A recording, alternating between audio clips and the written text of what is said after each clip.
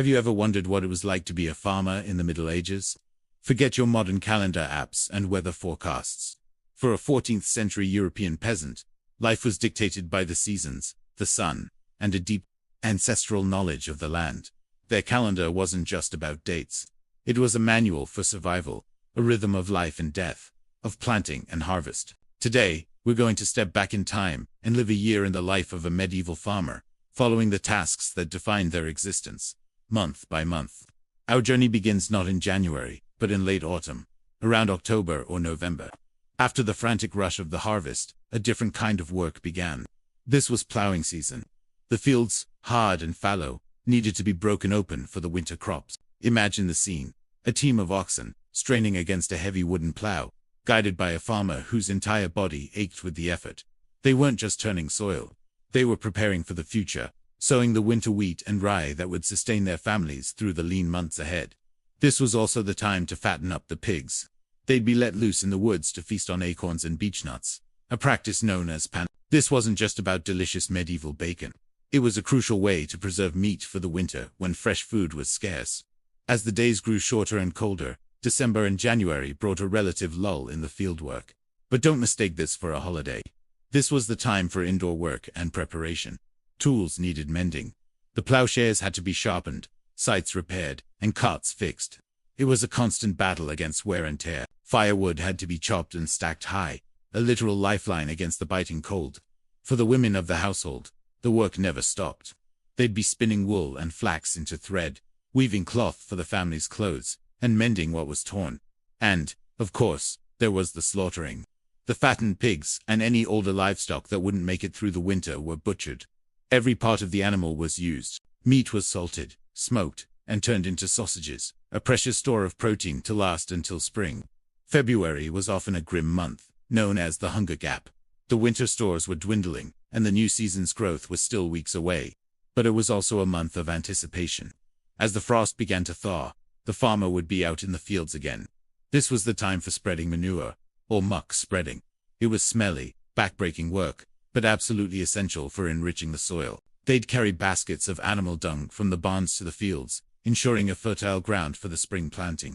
They'd also begin the delicate work of tending to the vineyards, carefully pruning the vines to encourage a good grape harvest later in the year. With the arrival of March and April, the world exploded back into life, and the pace of work became frantic. This was the main planting season.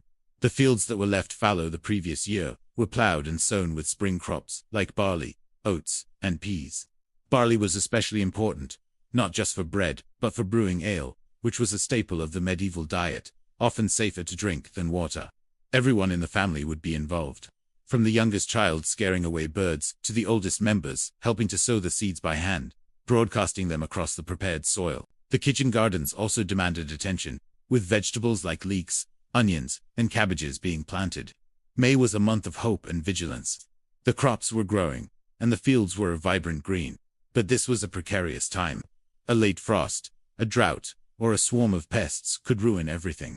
Farmers would spend their days weeding, an endless, tedious task, but one that prevented precious nutrients and water from being stolen from the crops. The livestock, now out in the pastures, also needed constant watching.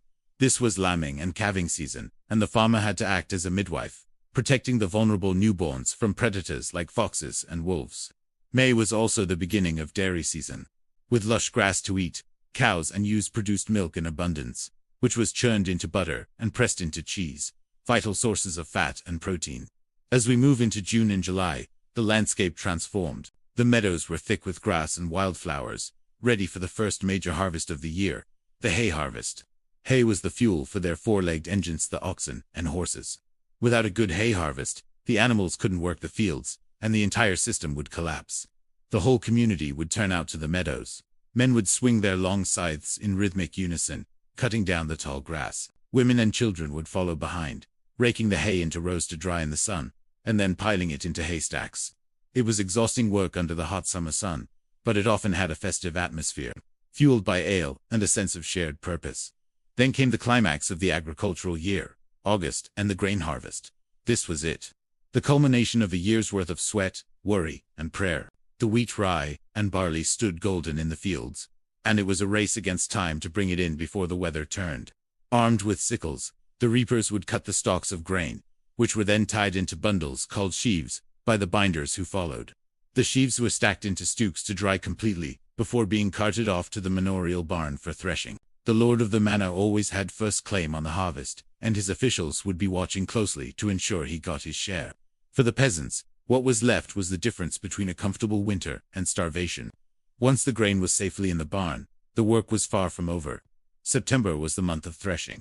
Inside the barn, workers would beat the sheaves with wooden flails, a monotonous, dusty job that separated the precious grain from the stalk and chaff. The grain then had to be winnowed, thrown into the air so the wind could blow away the lighter chaff, leaving the heavier kernels to fall back to the ground. It was also the time for the fruit harvest. Apples and pears were picked, with the best being stored for winter. The rest were pressed into cider, or perry, another essential medieval beverage. Grapes were harvested, and the great wine presses would be put to work. And so, as the leaves began to turn in October, the cycle began anew. The fields were plowed, the winter grains were sown, and the pigs were sent into the woods. The medieval farming calendar wasn't just a schedule, it was the very framework of society. It dictated festivals, religious holidays, and social obligations.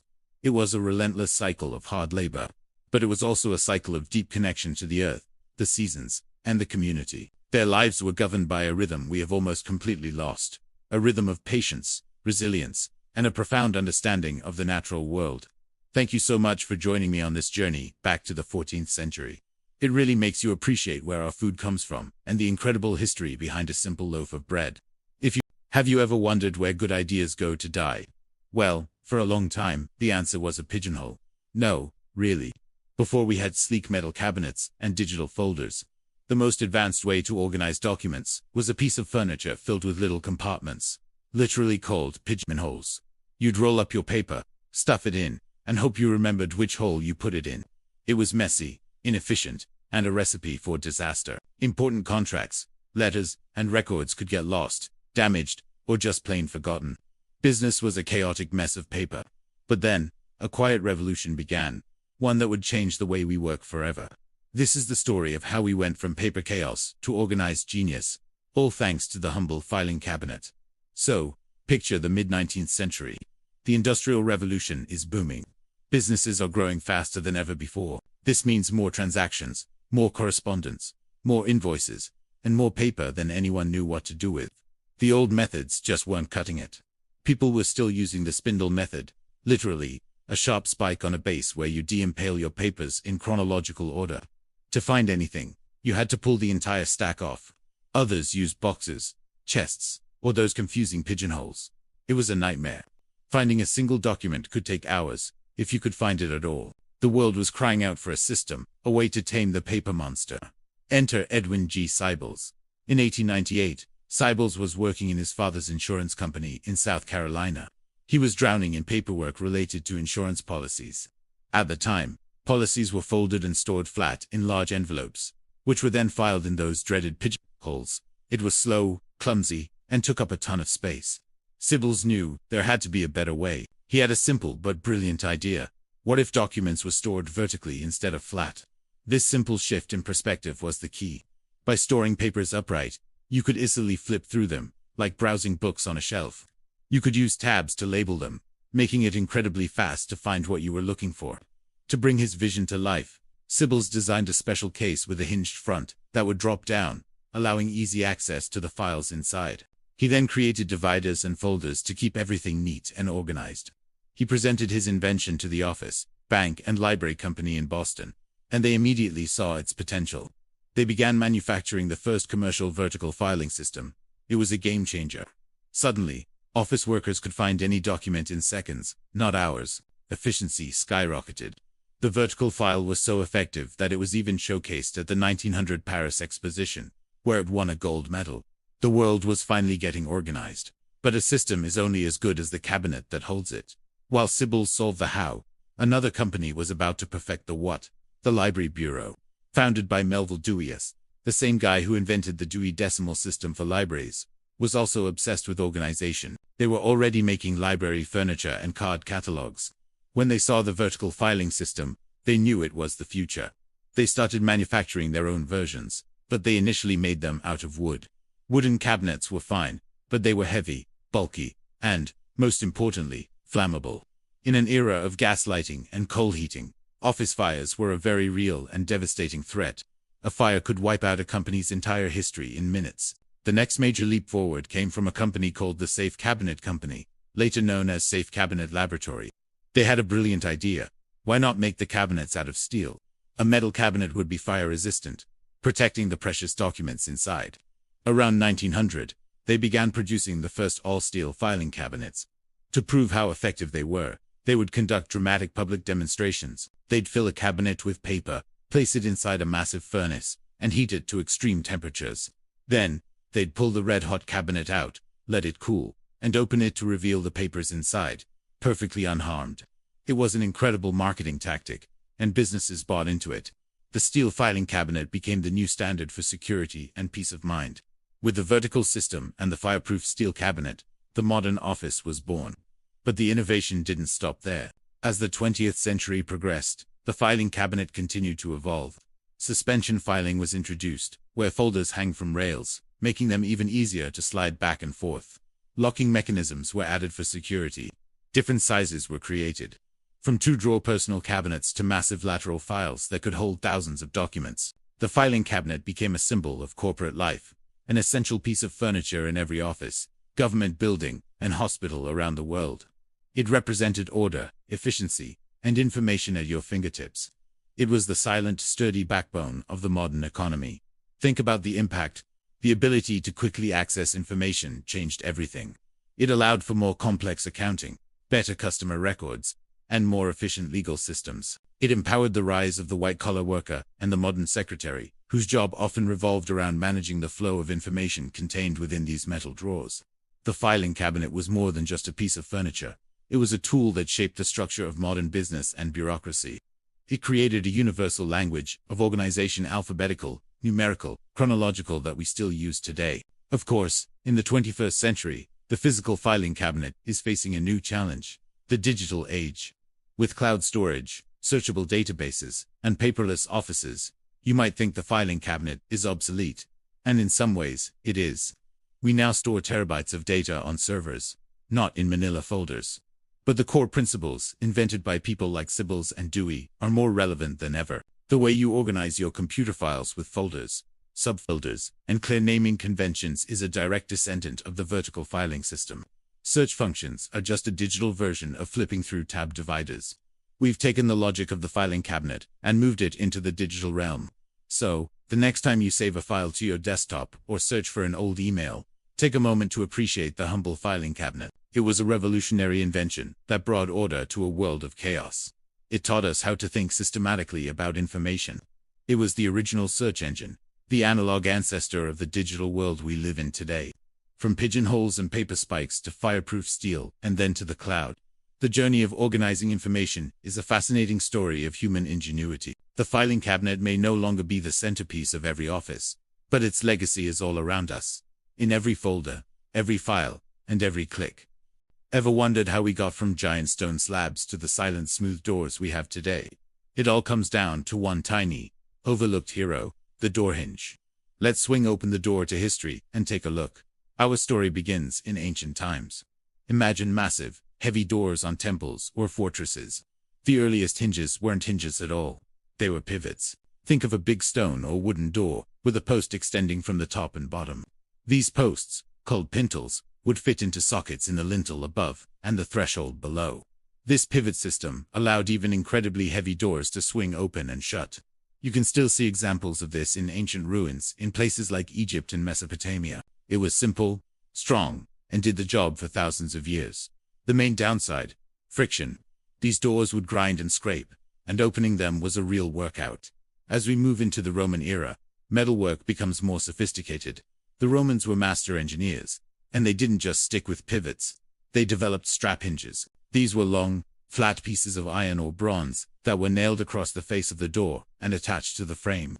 This design distributed the weight of the door much more effectively and allowed for more decorative possibilities.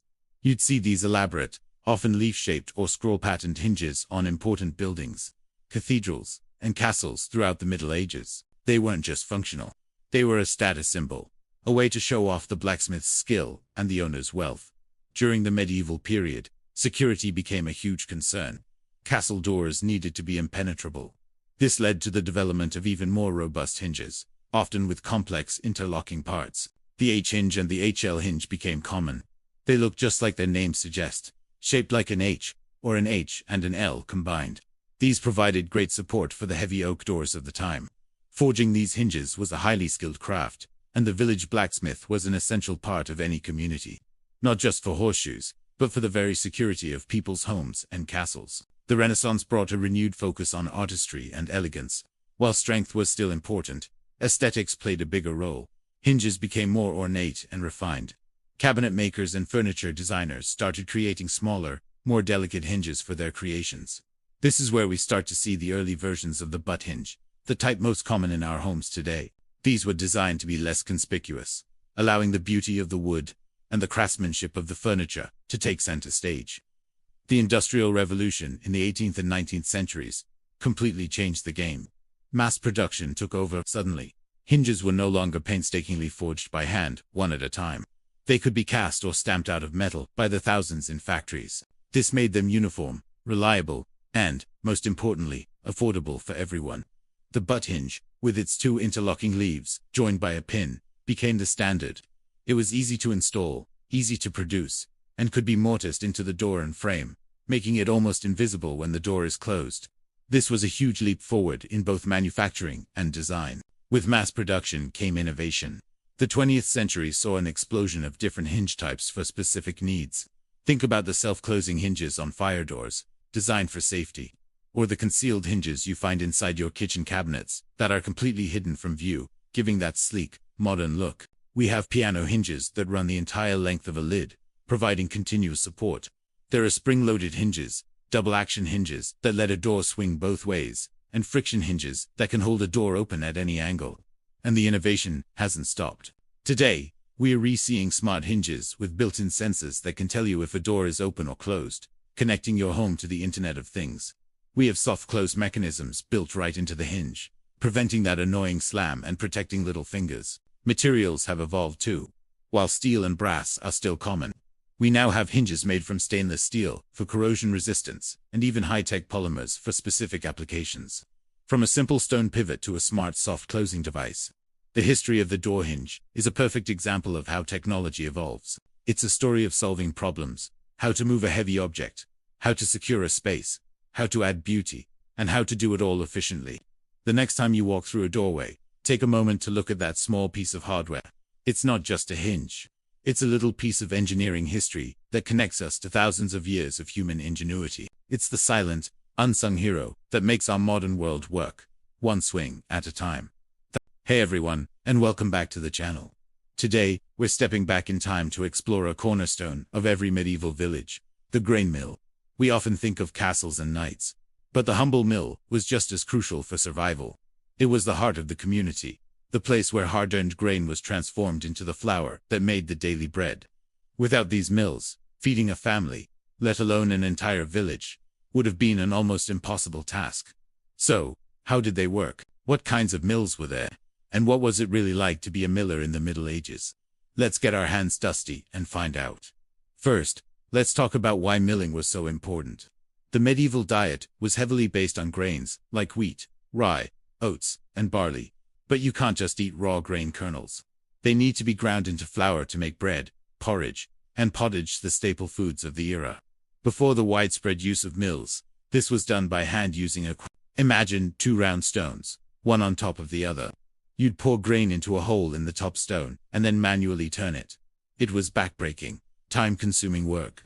A family might spend hours every single day just grinding enough flour for their needs.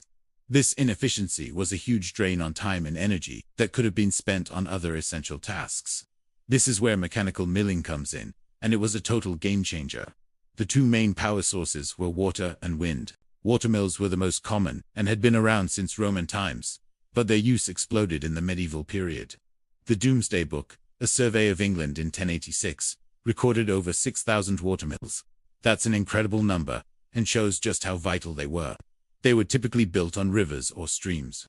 The most common type was the undershot wheel, where the water flowed underneath and pushed the paddles. For faster flowing water, you might see an overshot wheel, where water was channeled to the top of the wheel. This was more efficient, as it used the weight of the water, not just its force. Inside the mill, the turning of the water wheel was transferred through a series of wooden gears to the millstones upstairs. This was a marvel of medieval engineering. The main challenge was converting the horizontal motion of the water wheel's axle into the vertical rotation needed for the top millstone, known as the runner stone. A large vertical gear wheel on the main shaft would mesh with a smaller horizontal gear, called a lantern pinion or wallower, which turned the spindle connected to the runner stone. This gear system also allowed for speed multiplication, making the millstones turn much faster than the water wheel itself. The millstones were the heart of the operation. They were massive, heavy discs of stone, often imported from specific quarries, known for producing the best quality stone, like French burr or German basalt. The bottom stone, the bedstone, was fixed in place. The top runner stone rotated just above it, with a tiny, precisely controlled gap between them. The surfaces of the stones weren't smooth. They were carved with a specific pattern of grooves called dressing. These grooves acted like scissors, cutting the grain as it was fed from a hopper above, and then channeling the resulting flour out to the edges of the stones, where it was collected. Keeping these stones properly dressed was a highly skilled and constant job for the miller. Now, what if you didn't live near a reliable river? That's where the windmill came in. While not as common as watermills, windmills were essential in flat, windy landscapes like those in the Netherlands or eastern England. The earliest type was the postmill. The entire body of the mill, which housed all the machinery, was balanced on a single massive central post. This allowed the entire structure to be turned by hand, using a long tail pole, so the sails could face directly into the wind. Can you imagine having to push your entire workplace around just to get it started? It was ingenious, but also quite precarious. Later on, the tower mill was developed. This was a significant improvement. The main body of the mill was a fixed tower, usually made of stone or brick, and only the cap at the very top, holding the sails, could be rotated. This was much more stable and allowed for larger, more powerful mills to be built. Whether powered by wind or water, the principle inside remained the same. Use natural energy to turn the heavy millstones and grind the grain. So, who owned these mills? In most cases, it was the lord of the manor. And this is where things get interesting from a social perspective. The lord would often have a monopoly on milling in his domain. This was called suit of mill. It meant that all the peasants and tenants on his land were legally required to bring their grain to his mill, and his mill only. They couldn't use their own handquans, which were often banned and even confiscated. Of course, this service wasn't free. The miller, who was essentially the lord's employee, would take a portion of the flour as payment. This was known as the multure, and it was often a significant amount, sometimes as much as 1/16 of the flour. This monopoly naturally led to a lot of tension. The miller was a powerful figure in the village, but he wasn't always a popular one. People suspected them of being dishonest, of taking more than their fair share of flour. There were countless stories and jokes about millers with golden thumbs, meaning they grew rich by pressing down on the scales when weighing the flour. Chaucer's miller in the Canterbury Tales is a perfect example. A brawny, cheating, dishonest character who was a master at stealing corn. While this is a stereotype, the potential for corruption was very real, and peasants had little recourse against a miller backed by the lord. Despite this reputation, the miller's job was difficult and required immense skill. He had to be a jacuveltrades, an engineer to maintain the complex wooden machinery, a stone dresser to keep the millstones in perfect condition, a business manager to handle the accounts, and even a weather forecaster to know when the wind or water would be best. The mill was a noisy, dusty, and dangerous place to work. The air was thick with flour dust, which could lead to a lung condition known as miller's cough, and the powerful machinery could easily cause horrific injuries if you weren't careful. The mill wasn't just a place of work. It was a social hub. People would have to wait for their grain to be milled, so it became a place to gather, exchange news, and gossip. It was a focal point of village life, as essential as the church or the blacksmith's forge. Its rhythm, the creak of the wheel, the rumble of the stones, was the rhythm of the village itself. By the end of the Middle Ages, these milling techniques had become incredibly refined. They represented the peak of medieval technology and were a critical part of the agricultural revolution of the time. By freeing up labor from the daily grind of hand milling, they allowed communities to become more productive and support larger populations. The medieval mill, in all its noisy, dusty glory, laid the foundation for the industrial innovations that were to come. It was more than just a machine for grinding grain. It was the engine that powered medieval life. Have you ever been jolted awake by a neighbor's late-night party? Or maybe you were the one who had to turn the music down. We've all been there, on one side or the other. This whole dance around noise, the concept of quiet hours, feels like a modern city living problem. But what if I told you that our struggle for a little peace and quiet has a history that's thousands of years old? Let's turn down the volume and listen to the story of how quiet hours came to be. Our journey begins in ancient Rome. Picture this: bustling, crowded streets, but not with cars. Instead, you have iron-wheeled wagons clattering over stone-paved roads. The noise was unbearable, day and night. The problem got so bad that none other than Julius Caesar himself had to step in. Around 45 BC, he enacted what might be the world's first major noise ordinance. He banned wheeled traffic from the streets of Rome during the daytime, from sunrise until about the 10th hour. The idea was to let people conduct business and go about their day without a constant, deafening racket. But this created an unexpected side effect. All that traffic was just shifted to the nighttime. So, while the days became quieter, the nights became a nightmare of rattling carts and shouting drivers. The poet Juvenal famously complained that it was impossible to get any sleep in Rome, and that the constant noise was literally making people sick. This early attempt shows us a fundamental challenge.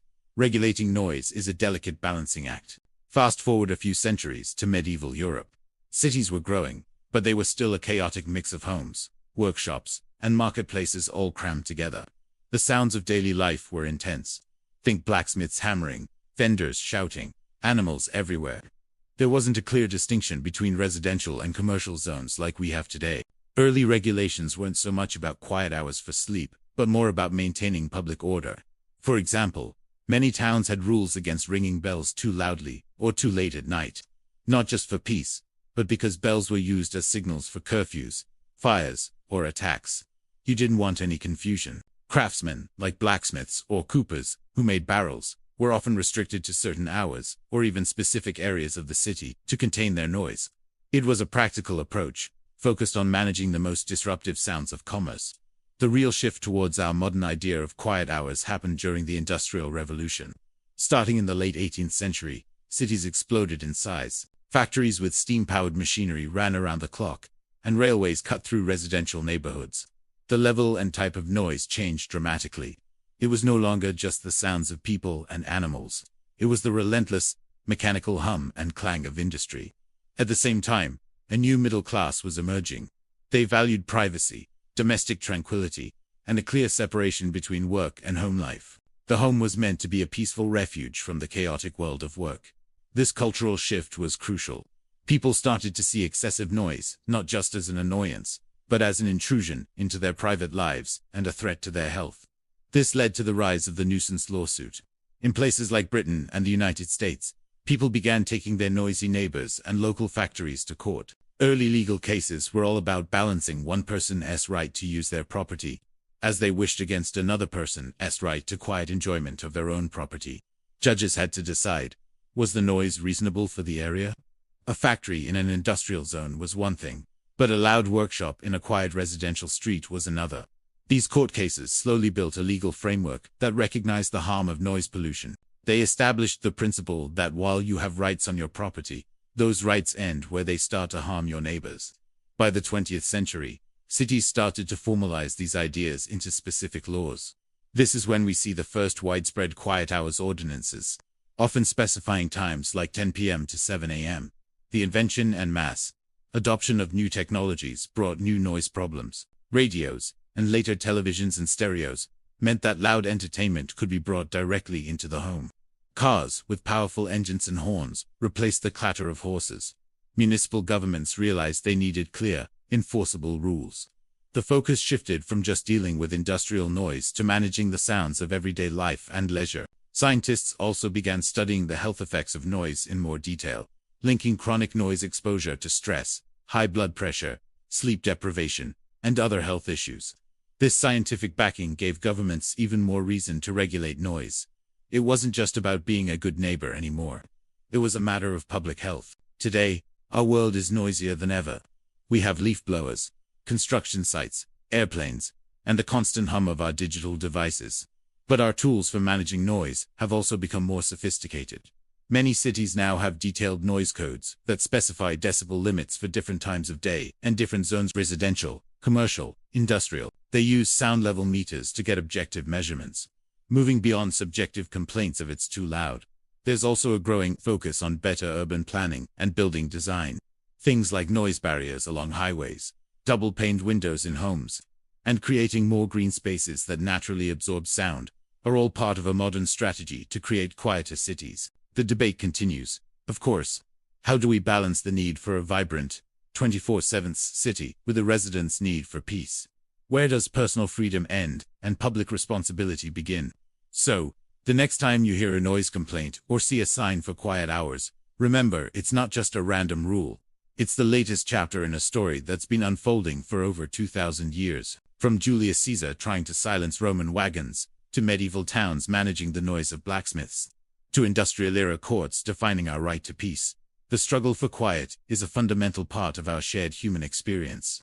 It's a constant negotiation about how we live together in a crowded and often loud world. What do you think is the biggest noise challenge in our world today? Let me know down in the comments. Thanks for watching. And if you found this interesting, consider subscribing for more deep dives into the hidden histories of everyday life. See you next time.